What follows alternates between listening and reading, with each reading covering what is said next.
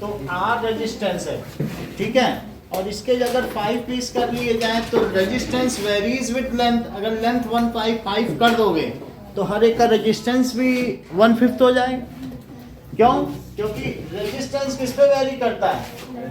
Length पे। अगर आप लेंथ 1/5 कर दोगे तो रेजिस्टेंस भी कितना हो जाएगा? So now if resistance, initial resistance कितना है? Is R ohm. So after cutting resistance of each part is equals to R by 5. Now these are connected in parallel. So parallel में क्या हो जाएगा? 1 by R1, सभी R है, तो इस तरीके से 1 by R by 5, 1 by R by 5 और ऐसा करके 5 टर्म्स हो गई।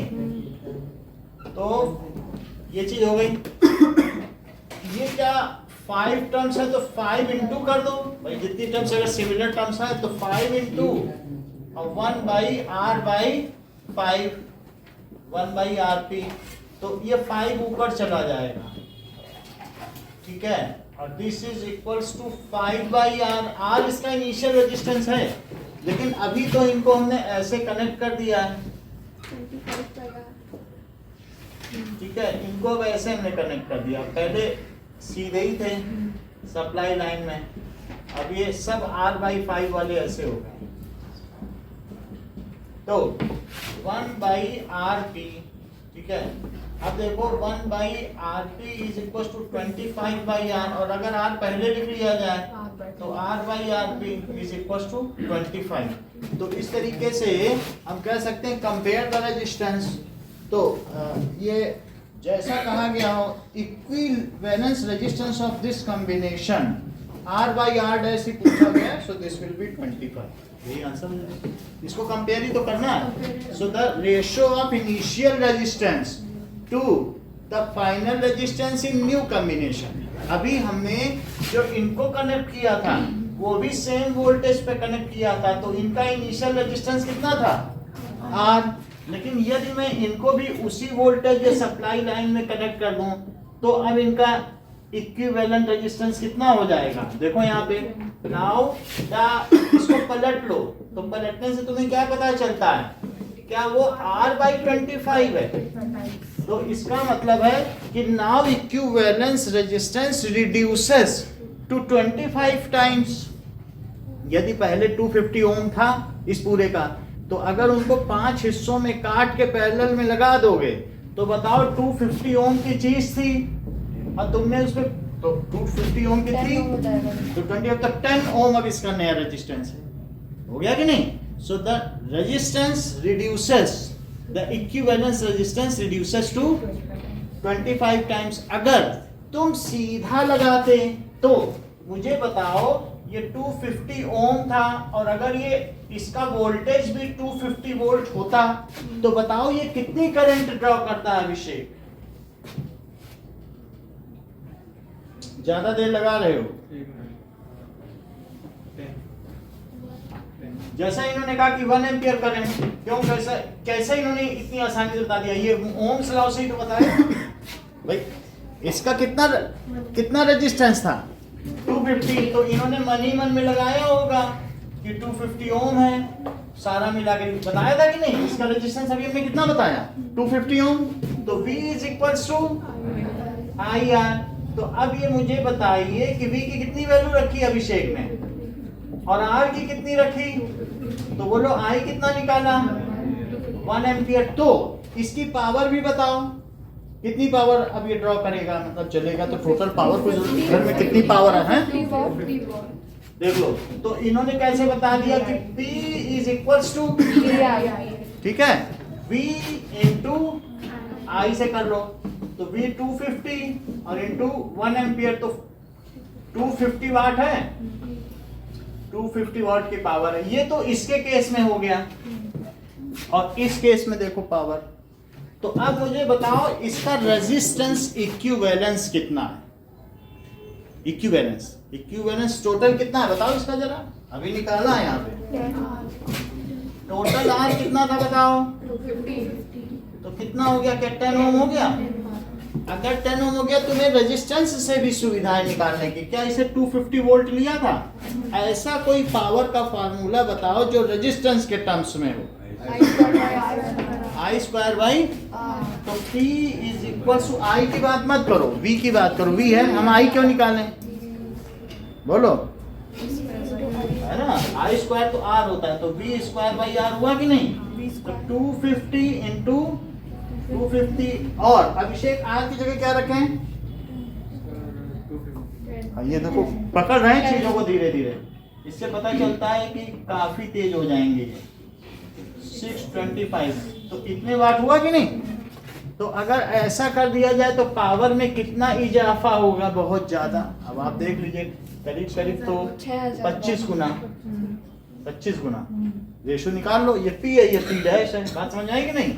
लेकिन हम आप इस मेथड से करेंगे और अभिषेक करेंगे तो किस मेथड से करेंगे वो और देखो। देख, उनका भी तो एक अपना पर्सपेक्टिव होगा। वो कहेंगे कि अगर 250 वोल्ट है तो ये सभी में 250 वोल्ट है, और जितनी इस कमरे में पावर है क्यों ना सबको ऐड कर दिया जाए। तो कहेंगे the same voltage will be in each branch. बात सही कि नहीं? अच्छा, वोल्टेज दिया है, रेजिस्टेंस दिया है, तो वोल्टेज और रेजिस्टेंस के टर्म्स में पावर का फार्मूला बताइए Srishti. P is equals to V square by R, जैसा हमने यूज किया। तो दूसरे केस में देखो, उसमें तो कुछ नहीं किया जा सकता, इसमें सिंपली हमने लगा दिया। ठीक है, तो P हर एक में power in each branch, power in each branch that is equals to V square by R। Sakshi इसमें वैल्यू फीड कराओ। 250 अपॉन ईच में 10 बताने दो, वो बता रही। हाँ बोलो। 50 कैसे? वो खुद बता रही, यार वाईफाई कर दिया उसने। 250 को 5 कितनी देर लगी? ईच में बता रही ना, तो इसलिए 250 इंटू 250, और हर ब्रांच में रेजिस्टेंस कितना है? तो हम चाहे R/5 लिख दें।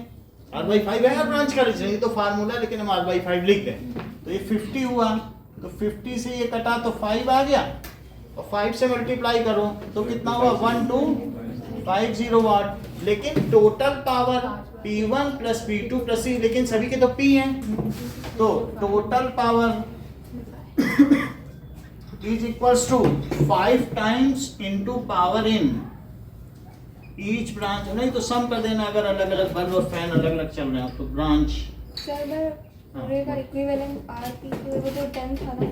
वो 10 था, हमने एक साथ भी निकाल लिया, लेकिन अब हम दूसरे पर्सपेक्टिव से देख रहे हैं। जैसे अभिषेक ने कहा कि भाई हम अलग अलग निकालेंगे, तो अलग। हाँ, बोल रहे थे आपने वहाँ R/5 लिखा है ना, तो R तो 10 है, 10/5 तो 2। ये ठीक कह रहे हैं कि कह रही R कितना था इनिशियली? 250, तो इन्होंने मन ही मन में उसका 5 से डिवाइजन कर लिया होगा। बात समझ आई कि नहीं? तो अब ये 5 इंटू 1250, तो कितना हो गया बोलो? 6250 वॉट। इतनी बात समझ आ गई? तो क्वेश्चन में क्या दिया है? Compare them their resistance and their powers. पहला सवाल क्या हो जाएगा? उसमें आप रेजिस्टेंस दो भी ना, रेगुलर और पावर्स। तो आप किन्हीं भी दो का आप क्या कर रहे हैं? RS अपॉन RP कर रहे हैं। ये चीज क्या है? या सिंपली RP लिखते हैं, जो R है वो RS ही है। पूरा एक वायर है, वो समझो सीरीज मान लो या एक मान लो। हमें 20 वहाँ R/25 तक ही करना है ना। R/25 तक आपने कर लिया, तो ये आपका आंसर आ जाएगा। इन सब से मतलब नहीं है। अब आपको क्या करना है बताइए? कंपेयर देयर पावर है। क्या आपको पावर 250 नहीं दी है ना, वोल्टेज भी नहीं दिया है, तो हम कैसे पावर कंपेयर करें? ये ध्रुवांशी का पर्सपेक्टिव है। मैं कह रहा हूं आपने 250 तो दिया नहीं, हम कैसे कंपेयर कर लें?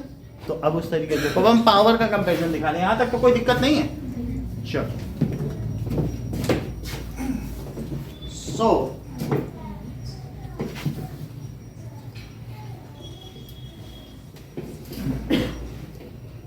अब देखिए,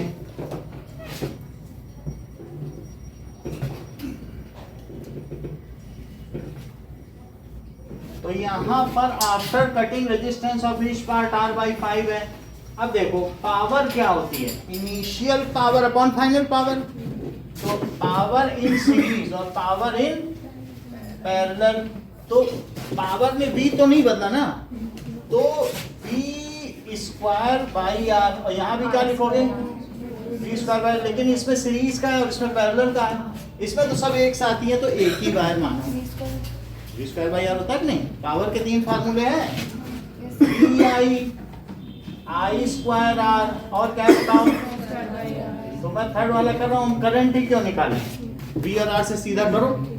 तो अब जरा देखो v स्क्वायर कट गया और क्या बचा बताओ, 1 बाई आर और 1 बाई आर पी ऊपर चला जाएगा और अपॉन आर, सही है। ऊपर की चीज स्लाइड होती, नीचे की चीज पलटती है। अच्छा बताओ आरपी बाई आर अभी आया कितना है, आरपी बाई 1 बाई 25, यहाँ से देखो 25, so that is RP by R 1 by 20, just इसका उल्टा कर लेना आरपी बाई आर। तो बोलो सीरीज में पावर ज्यादा होगी कि पैरेलल में, सो इन पैरेलल कॉम्बिनेशन, पहले भी देख लिया था कि 25 टाइम्स ज्यादा थी, so in parallel combination the power increases 25 times manifold. Second question देखिए, ये दोनों आपको करना है। सर वो स्टेटमेंट क्या थी, इन ये कह सकते हैं इधर ये आपने लिखा दिया, तो इन पैरेलल कॉम्बिनेशन, अब इसको पलट लो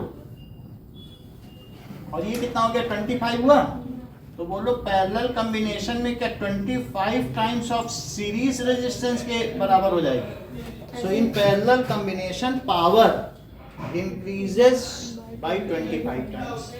और वैसे वहाँ पे भी लिख देंगे, अच्छा इन पैरेलल कॉम्बिनेशन ये रेजिस्टेंस डिक्रीजेस बाय 25, ऐसे लिखना, तो ये चीज हो जाएगी RP by R is 1 by 25, तो लिख देना RP is 1 by 25 R. In parallel combination resistance decreases by 25 by a factor of 25, 1 by 25, ये फैक्टर है with A factor of 1 by 25, और टाइम्स हो तो सीधा टाइम्स लिख दो, लेकिन जब 1 अपॉन है तो फैक्टर लिखा दो। Factor of 1 by 25। हाँ, और जब सीधा इंटीजर हो सो इंक्रीजेस बाय 25 टाइम्स, और जब 1 बाई हो तो by a factor of 20, decreases by a factor of 1 by 20। समझ में आई बात। तो इन पैरेलल कॉम्बिनेशन क्या लिखोगे, parallel combination resistance decreases by a factor, यानी अगर कहीं क्वेश्चन भी दिया हो तो ऐसे समझो कि कैसे, इसका मतलब क्या है, फैक्टर ऑफ 1 बाई 25, कुछ लिखने की जरूरत नहीं। अब यहाँ क्या लिखोगे, इन parallel combination power increases by 25 times, क्या लिखोगी, यहाँ फैक्टर नहीं लगाना। तो इन parallel combination power by 25 times than that of series combination, मतलब उसी के। चलो सेकंड क्वेश्चन देखो,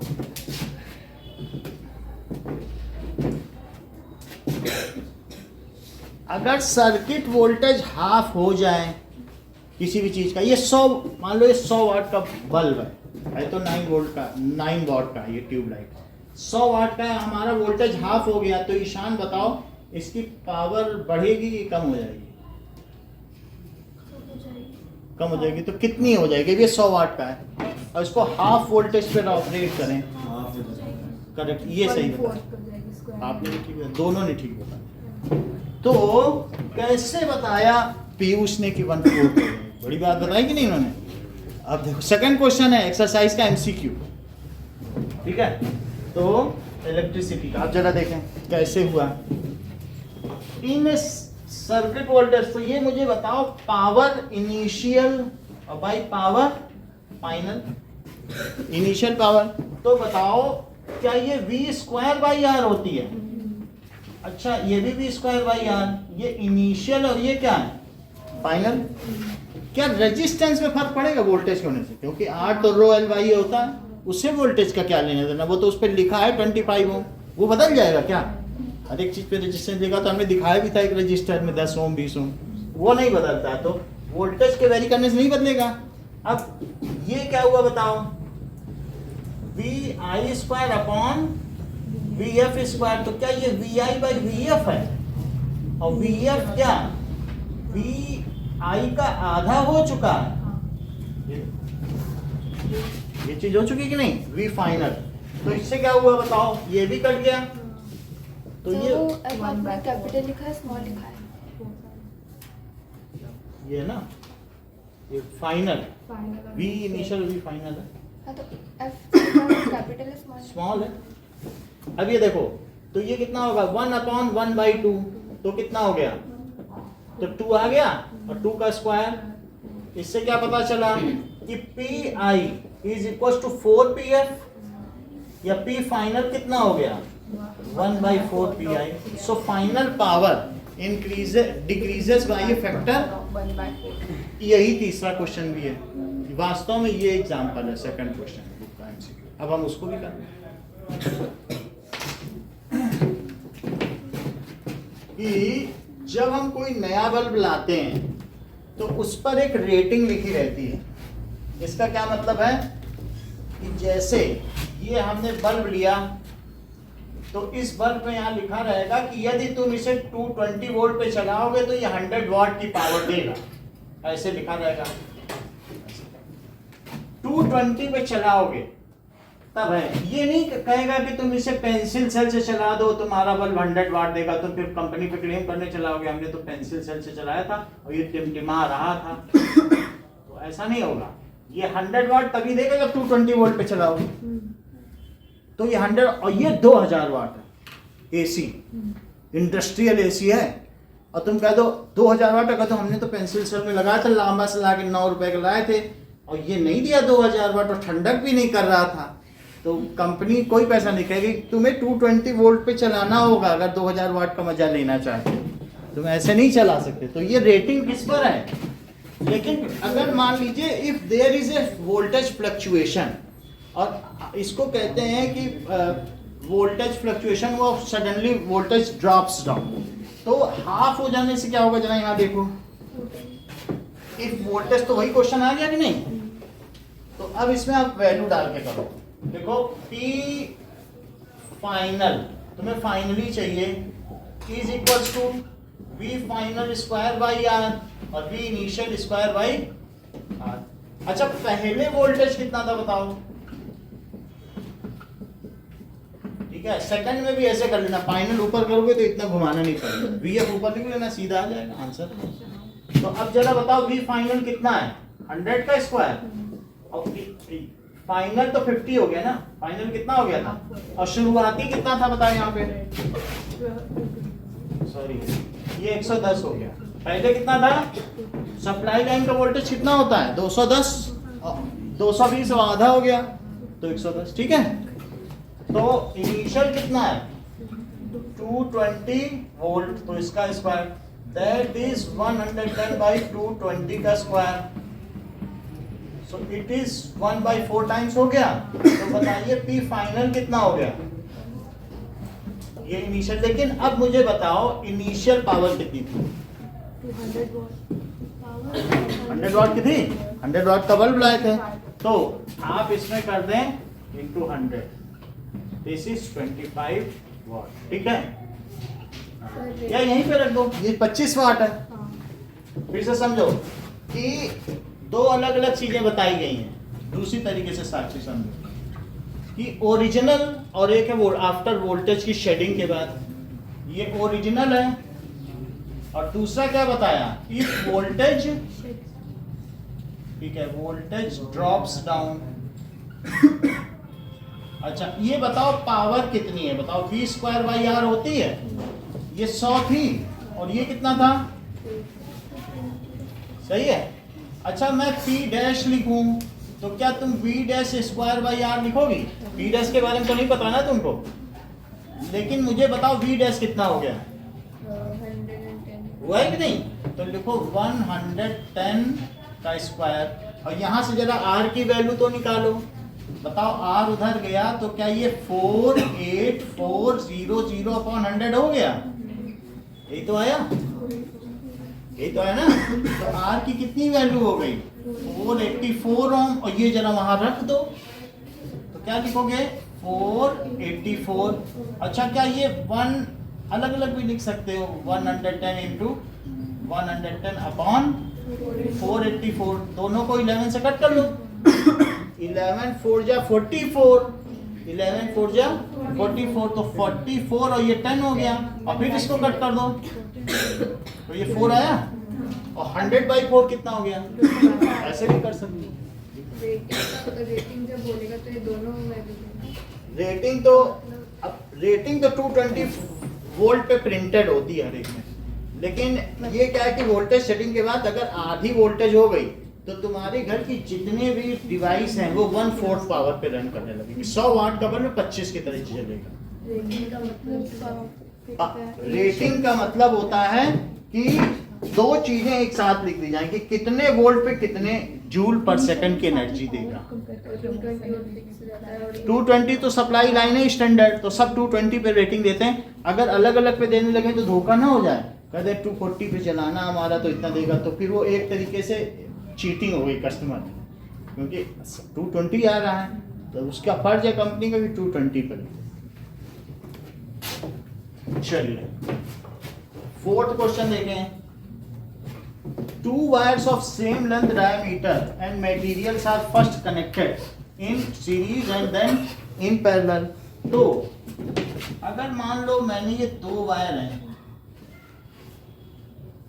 और इनको हमने पहले सीरीज में करा तो ये RR हो गए, तो मुझे बताइए इस सीरीज का रेजिस्टेंस क्या 2R हो गया, और यदि इन्हीं दोनों को मैंने पैरेलल में कनेक्ट कर दिया ईशान, तो R/2 हो जाएगा ना, वो तो आप निकाल लोगे है ना। तो 1/R parallel is equal to 1/R plus 1/R, तो 1/RP is equal to 2/R। This implies RP is equal to R/2। अब इसमें हीट का निकालो, जैसा ही कह रहा है कि how it's heat release will very. तो हीट रिलीज्ड इन सीरीज या पैरेलल ऊपर रख लो, क्योंकि हमेशा पैरेलल में ज्यादा हीट रिलीज होती है, पावर भी ज्यादा होती है। ये देखो तो क्या हीट होती है I²RT, तो लेकिन I में फिर तो गड़बड़ हो जाएगी, क्योंकि सब में अलग अलग करंट लेगा। हम I के चक्कर में नहीं पड़ना चाहते, हम V में लेंगे चीजों को। तो बताओ क्या लिखें, क्या हीट जो होती है वो पावर इनटू टाइम होती है, बोलो। तो PT लिख लें पहले और T से T का कैंसिल कर लें, और P खुद क्या होता है, क्या V²/R, तो हम I से बच जाएंगे। हम I क्यों निकालें, ओम्स लॉ को बीच में करना है। तो दैट इज V²/RP और V²/RS। जरा चेक करो कि इसमें अगर हम इसको भी सप्लाई लाइन में कनेक्ट करें तो भी वोल्टेज तो 220 वोल्ट ही आया इक्विवेलेंट पे, और इसको भी इक्विवेलेंट को करें तो हम इक्विवेलेंट पे ले रहे हैं। हम दो रेजिस्टेंस ले ही नहीं रहे, हम तो सिंगल 2R का ले रहे हैं, और यहाँ भी सिंगल कितने का ले रहे हैं, R/2 का। तो हमारे उस पर तो वोल्टेज 220 रहा ना, तो ये भी कट जाएगा फिर तो। और फिर क्या हुआ बताओ, ये भी कट गया, तो अब पलट जाएगा RS/RP। सौम्य इसमें वैल्यू डालो। एक सेकंड,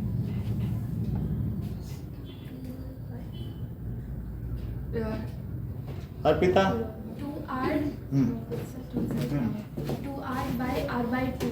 2R अपॉन R/2, तो R से R भी कट गया, और 2 अपॉन 1/2, तो 4 times. So in parallel the heat released will be 4 times then that of heat released in series. देख लो HP/HS कितना आ गया 4। इससे क्या पता चला, HP इज इक्वल टू 4।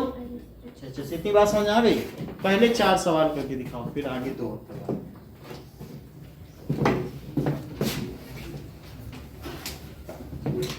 सब में स्टेटमेंट्स लिखने, स्टेटमेंट्स जैसे डिक्रीज बाय फैक्टर और ये सब लिखना।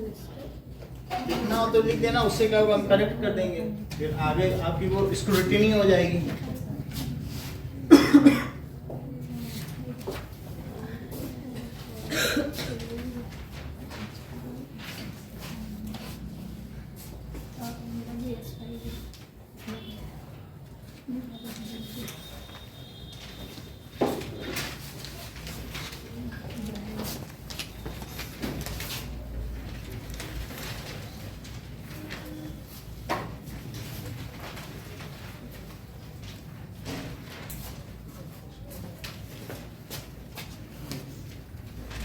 फर्स्ट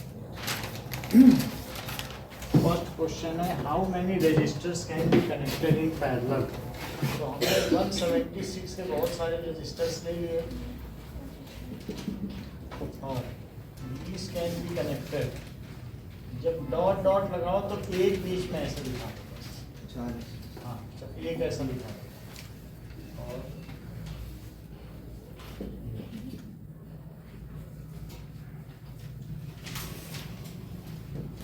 इसको कनेक्ट करना है 220 वोल्ट सप्लाई लाइन ऐसा। तो 176 ओम है, ठीक है। और हमें इसमें कितनी करंट चाहिए? 5 एम्पियर चाहिए, जबकि 220 वोल्ट है। और इनका इक्विवेलेंट रेजिस्टेंस चाहिए। तो बोलो V is equal to I और R पैरेलल में है कि नहीं? तो जो भी आएगा वो कर दें तो हमें पता चल जाएगा कि कितने रेजिस्टेंस हैं। Let n resistors are connected in parallel. मान लीजिए n रजिस्टर्स हमने पैरेलल में कनेक्ट कर लिए, तो ये देखो 1/RP इज 1/176 प्लस 1/176 और इसमें n टर्म्स हो जाएंगे या फिर क्या हो जाएगा n/176। तो बोलिए RP की क्या वैल्यू हो गई? 176/n ओम। वही यहाँ पुट कर तो आ गया ना n रजिस्टर्स की, हमने कनेक्ट कर लिया। अब जो RP है इसमें डाल दो ओम्स लॉ में।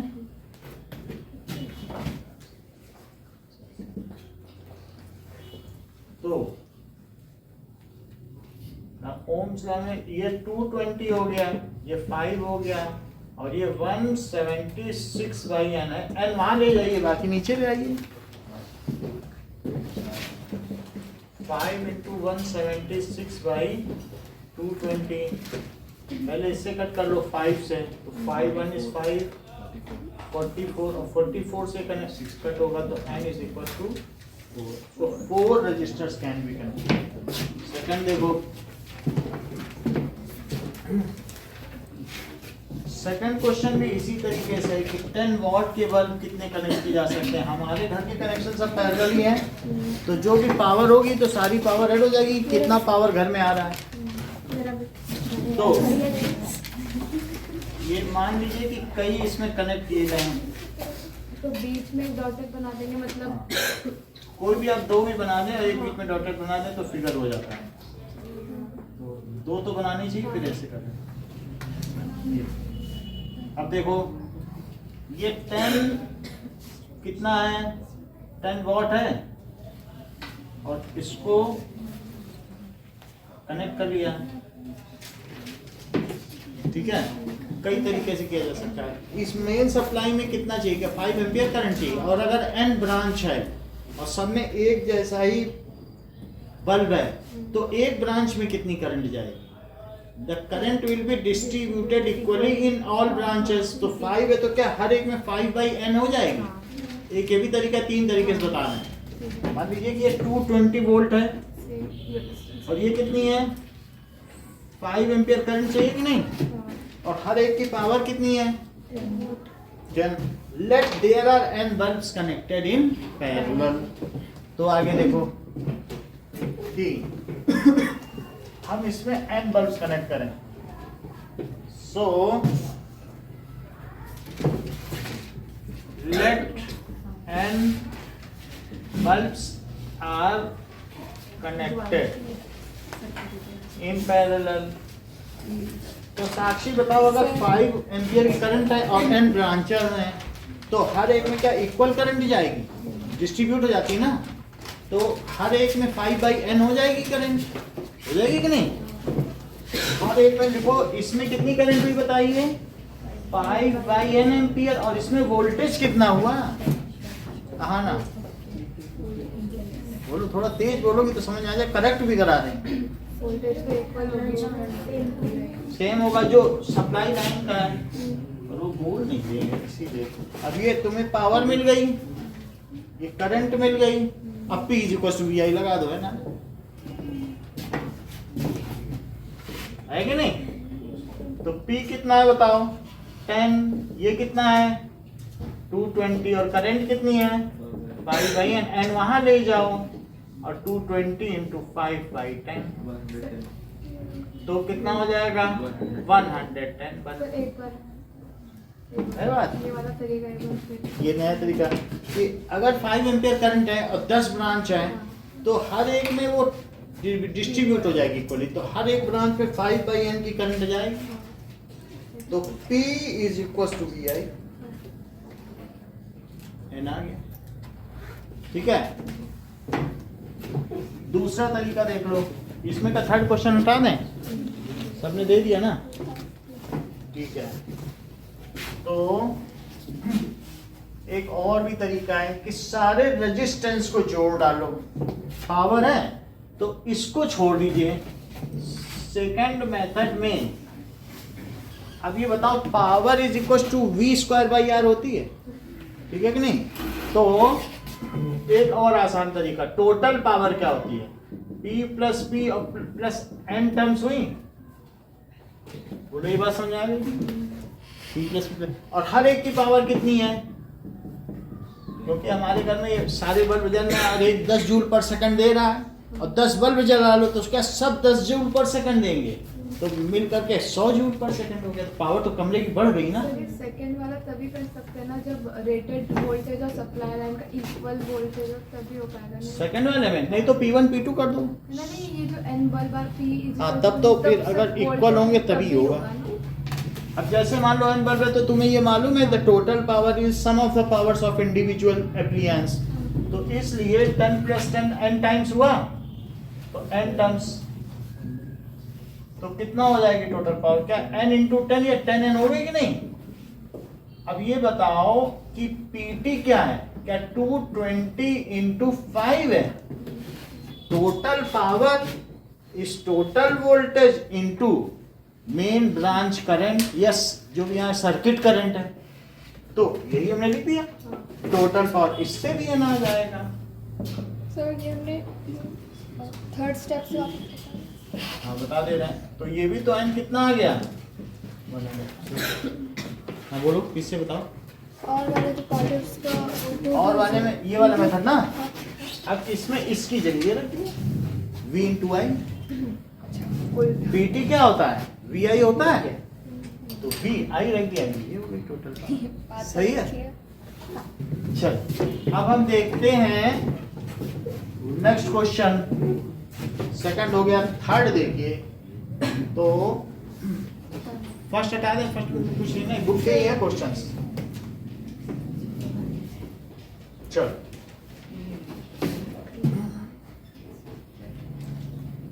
थर्ड भी बता रहा है कि एक ओवन है, ओवन नहीं है, 2 ओम रजिस्टर को दो तरीके से कनेक्ट किया गया। एक केस देखो, पहले हमने सीरीज में कनेक्ट किया तो 6 वोल्ट बैटरी लगा दी, 2 ओम और 1 ओम और 6 वोल्ट है, ठीक है। अब इसमें करंट का पता करो, करंट पता हो जाएगी, फिर इस पर पावर निकाल लेना, सब पे पावर चाहिए, ठीक है। तो ये बताइए RS कितना हुआ, क्या 2 + 1 हुआ, और बोलो B क्या होता है IRS, तो पूरा इसमें करंट आ जाएगी, that is 6 is equals to I into 3, तो I 2 एम्पियर आ गया। डायरेक्ट पावर क्यों नहीं निकाली? पावर निकाल लेंगे, लेकिन ना तो हमें इस पे वोल्टेज ड्रॉप पता है ना करंट पता है, पावर निकालेंगे तो कहां से निकालेंगे, क्योंकि दोनों पे अलग अलग वोल्टेज ड्रॉप है। अब कम से कम करंट तो पता चल गई। अब बताओ ध्रुवांशी, इसमें ज्यादा करंट होगी कि इसमें? 1 वाले बहुत अच्छा, आप बोलो। सब में इक्वली तो होगी। बहुत अच्छी बात। तो इसमें 2 एम्पियर करंट आ गई, तो 2 एम्पियर अब करंट हो गई। अब आप निकालिए पावर, पावर इन I²R से निकाल लो। Power in 2 ampere is equals to I²R, तो ये तो 2 एम्पियर पूरे में ही जा रही है ना, दैट इज 2² इंटू 2, तो ये 8 वॉट आ गई। अब दूसरा केस देखो, इसमें 2 को 12 के साथ कपल कर दिया गया है पैरेलल में, और फिर उसके बाद 4 के साथ लगा दिया। 4 वोल्ट है और ये 2 ओम और 12 ओम है। क्या ये 4 वोल्ट इसमें भी रहेगा और इसमें भी रहेगा? क्योंकि तो ये 4 वोल्ट है। अब तो पावर का दूसरा फार्मूला लगाओ। तो इस केस में ये इस केस की थी, तो बताइए पावर इन 2 ओम क्या V स्क्वायर बाई आर, तो V square by R that is 4 into 4 by 2 that is 16 by 2 और 8 power in 2 Om. 2 ohm resistor, तो इसमें 2 ओम है। तो आप देख रहे हैं कि इसमें भारी रजिस्टर लगा दिया और हल्का वोल्टेज हल्की बैटरी लगाई तब भी सेम पावर मिल गई। तो पैरेलल में ज़्यादा फायदा होता है। और अगर मैं इसमें 6 का लगा देता तो न जाने कितनी हो जाती, 36 बाई 2 हो जाती, तो और 18 ही मिल जाती। तो हमेशा पैरेलल में ही ज़्यादा पावर रहती है। The appliance work at its full efficiency. ठीक है, नेक्स्ट क्वेश्चन देखो।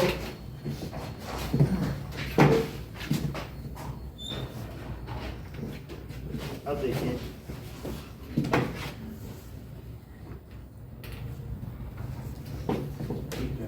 ये हो गया इधर का, इसको हटा दें।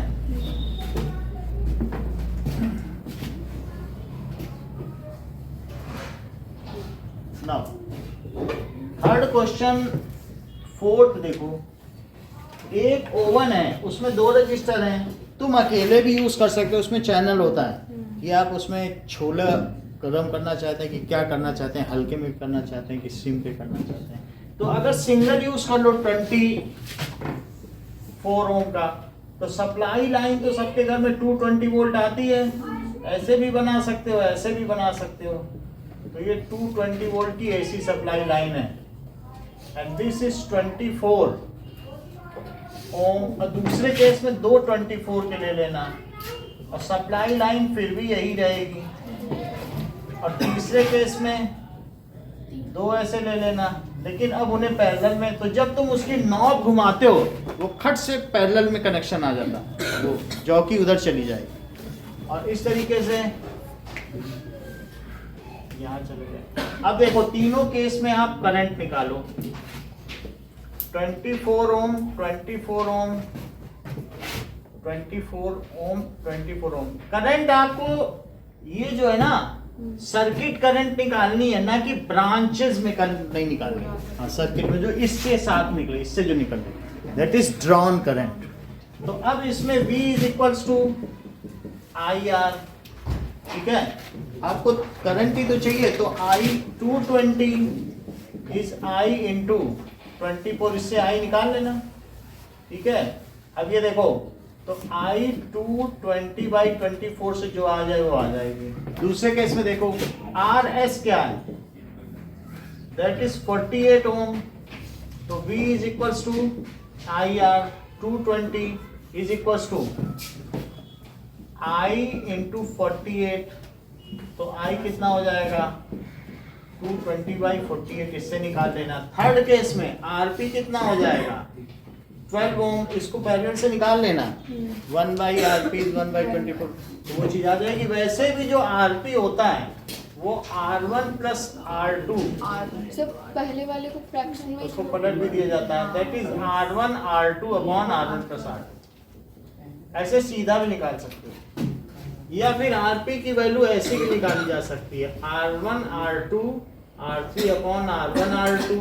वो कुछ नहीं, वो रेसिप्रोकल है। मनी में सोच लो कि हम LCM ले रहे हैं, R2 R3 का ही LCM ही नहीं है इनका, और R1 R3, तो वो तो LCM ही है, बस पलट दिया, पलटना तो पड़ेगा ही। तो अब ये 12 ओम हो गया, तो V कितना हो गया, सो दैट इज 220 और 12, तो I की वैल्यू कितनी हो जाएगी, तो इससे निकाल देना। तीनों केसेस में आ जाएंगे। नेक्स्ट क्वेश्चन देखो, 3 देख लो।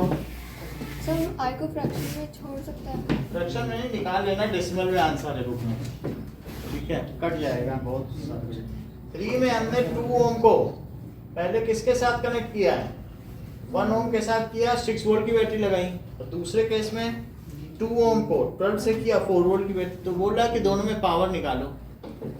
तो वो बाद में वो जो आरएस वाला पार्ट किया है वो नीचे वो अब ये पहला केस देखो, ये पहला केस है, दूसरा केस है। तो पहले केस में आरएस निकाल लिया, आरएस निकालने के बाद ओम्स लॉ लगा दिया। तो ओम्स लॉ लगाने के बाद अभी बात पूरी नहीं हुई है, उससे करंट ही तो आई है, पावर है, आई स्क्वायर आर कर दिया। अच्छा, इस क्वेश्चन में क्या मैं वी स्क्वायर बाई आर भी कर सकता था? ये है वोल्टेज, बी वो नहीं होता ना, वो सेम नहीं होता ना, डिस्ट्रीब्यूट होता है। That is the sum of voltage across each resistor is equal to the cell potential. ये सेंटेंस है, V1 plus V2 is equal to V। तो ये डिस्ट्रीब्यूट होगा, ठीक है कि नहीं?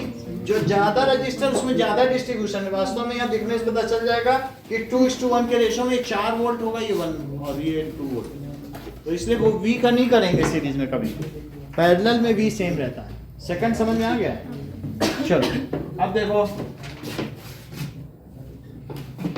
5th क्वेश्चन देखिए। तो 5th क्वेश्चन में इलेक्ट्रिक मोटर है, इलेक्ट्रिक मोटर में इसकी पावर यहां से देख के बता दो। तो पावर वी आई कर लेना, दैट इज 220 into 5। तो ये देख लो, जो वोल्टेज होता है वो जूल पर सेकंड होता है, जूल पर कूलम। और बोलो 5 एम्पियर है, तो एम्पियर क्या होता है तुमको मालूम है, I is equal to Q by T. तो कूलम पर सेकंड, तो कूलम कूलम कट गया, जूल पर सेकंड नहीं आ गया। तो दैट इज इतने वॉट, जूल पर सेकंड ही वॉट है। आप ऐसे मन में भी समझ सकते हो। तो चीजें ऑर्डर में हैं, जूल पर कूलम में और ये कूलम पर सेकंड। अब देखो दैट इज टाइम के साथ निकालो। तो एनर्जी कंज्यूम, बोलो इलेक्ट्रिक एनर्जी कंज्यूम क्या होता है, इलेक्ट्रिकल एनर्जी कंज्यूम। इसके कई होते हैं, या तो किलोवाट आवर भी लिख सकते हो या यूनिट्स भी लिख सकते हो। तो that is power into time. ऐसी स्थिति में जो तुम्हारे पास पावर आई है उसको किलोवाट में बदलो। तो बोलो 1100 वाट में कितने किलोवाट हुए? 1.1। तो 1.1 किलोवाट, और टाइम क्या 2 आवर है, तो ये 2.2 kilowatt hour, that is 2.2 units. और इसको अपॉस्ट्रोफीज में लिखेंगे। इतनी बात समझ में आ गई? अब अगला देखो 5th क्वेश्चन, ये हटा दें।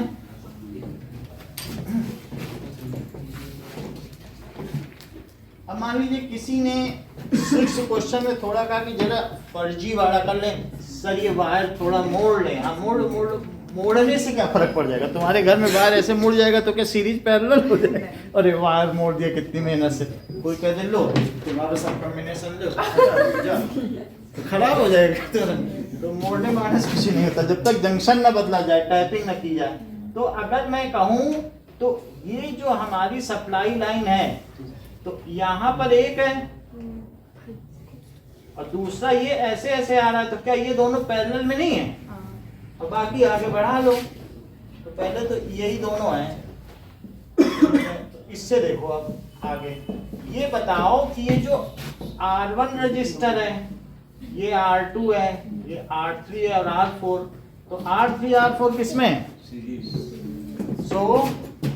तो R34 की क्या वैल्यू हो जाएगी? इसको कहते हैं इक्विवेलेंट रेजिस्टेंस। जो नंबर होता है वही लिख दो। It is equals to R3 और प्लस R4, जो कि 1 ओम प्लस 1 ओम हुआ, और ये कितना हो गया 2 ओम। तो इन इसका जो इक्विवेलेंट है वो कितना हो गया 2 ओम, और ये कितना है? क्या 1 ओम और 2 ओम पैरेलल में है? तो 1 ओम 2, इस चीज को हमने R2 कहा था। अब आपको क्या करना चाहिए कि ये R2 हो गया और ये क्या है, क्या R34 है? देखो अभी 3 4 निकाला कि नहीं इन दोनों से? तो इन दोनों को पैरेलल में करो। तो क्या चीज करना चाहते हैं? 1/RP is equal to 1/R2 plus 1/R। कुछ जानकार इसे 2 3 4 भी लिखा करते हैं, ऐसा अगली क्लास में आपको लिखना होगा। जिसका जिसका निकालते जाओ उसको जोड़ते जाओ। इसे क्या लिख सकते हो 2 3 4 ऐसे भी लिख सकते हो। तो अभी हम नहीं करा रहे लेकिन ऐसा होता है। अच्छा अब देखो इसे 1/R2 को क्या लिखोगे 1 और इसे कर लो तो 2 + 1 क्या ये 3/2 है। तो बताइए RP कितना हो गया। लेकिन अब ये इसको 1 मान लो, इस पूरे का कनेक्शन का कितना हो गया बताओ। RP कितना हो गया 2/3 ओम। ये चीज इसके साथ तो कंटिन्यूएशन है। चाहे तो इतने को तुम 2 ना मानो, सोचो एक वायर आ रहा है जिसका कितना है 2/3। ऐसा तो माना जा सकता है ना। इक्विवेलेंट का मतलब ये कि 3 की जगह सिंगल रजिस्टर खरीद के लिया, एक रजिस्टर 50 पैसे का आता है, 3 लाओगे 1.5 रुपए का मिलेगा। तुम कहोगे हमने 2/3 का, तो वो दे देगा 50 पैसे में काम है, 1 रुपए बचा कि नहीं। तो ये चीज है। और रजिस्टर में आपको दिखा दिया था छोटे छोटे कार्बन के होते हैं। तो ये आपका 1 ओम और ये है 2/3। बट दीज आर जो R1 है और R2 3 4, देखो 2 3 4 लिख दिया। आप चाहे तो वो लिख दें, वैसे करना इसकी जगह आप 2 3 4। It is in series. So now R equivalent क्या हुआ बताइए। R P भी लिख सकते हो या 2 3 4 जो आपकी मर्जी। इन दोनों को जोड़ लो 1 + 2/3 तो दैट इज 3 + 2/, तो 5/3, तो 5/3 ओम हो गया। अब 5/3 ओम हो गया है।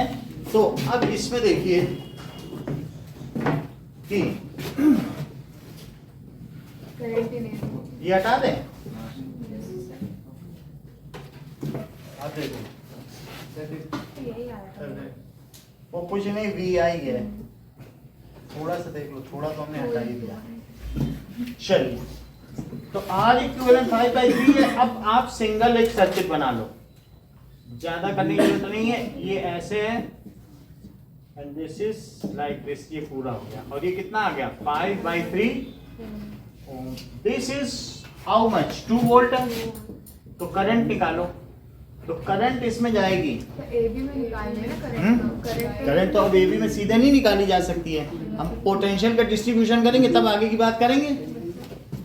समझो इस बात को, पहले एक एक करके चलो, इसीलिए बोर्ड का क्वेश्चन है 3 नंबर का आएगा। अब देखो V क्या होता है, IR होता है।